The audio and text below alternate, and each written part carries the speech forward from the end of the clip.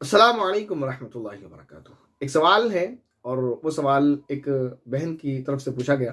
یہ سوال بہت سارے لوگوں کے ذہن میں آتا رہتا ہے اور آ بھی سکتا ہے۔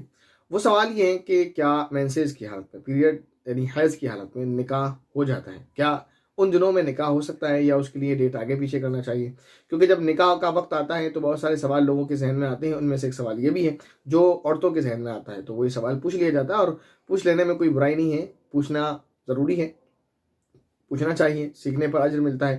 قرآن پاک کا بھی یہی حکم ہے۔ اللہ رب العزت نے ارشاد فرمایا فَاسْأَلُوا أَهْلَ الذِّكْرِ إِن كُنتُمْ لَا تَعْلَمُونَ، کہ پوچھ لو اہل علم سے اگر تم نہیں جانتے ہو تو پوچھ لینا چاہیے، اس پر اجر ملے گا، ثواب ملے گا اچھی نیت سے آپ پوچھیں گے تو، کیونکہ اگر آپ نہیں پوچھیں گے تو ممکن ہے آپ غلطی کر لیں، تو اس لیے پوچھ لینا چاہیے۔ تو سوال انہوں نے پوچھا تو اس کا جواب یہ ہے کہ جی ہاں، ایسی حالت میں، ایسی کنڈیشن میں اگر کوئی مینسز کی حالت سے گزر رہا ہے تو اس کنڈیشن میں، اس حالت میں بھی نکاح ہو جاتا ہے۔ ایسا نہیں ہے کہ اس میں نکاح نہیں ہوتا ہے، نکاح ہو جائے گا۔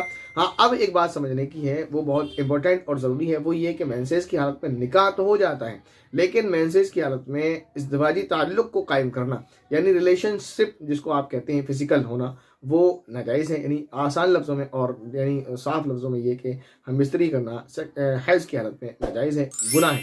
اس لیے وہ جو ہے ڈیٹ آگے پیچھے کی جاتی ہے، اس طرح ڈیٹ رکھی جاتی ہے، ٹھیک ہے نا؟ تو یہ بات آپ سمجھ رہے ہیں، وہ آپ غلط فہمی کا شکار نہ ہو کہ حیض کی حالت میں نکاح نہیں ہوتا، نکاح ہو جاتا ہے، لیکن تعلق قائم کرنا ہسبینڈ اینڈ وائف کا یہ ناجائز اور حرام ہے، گناہ ہے۔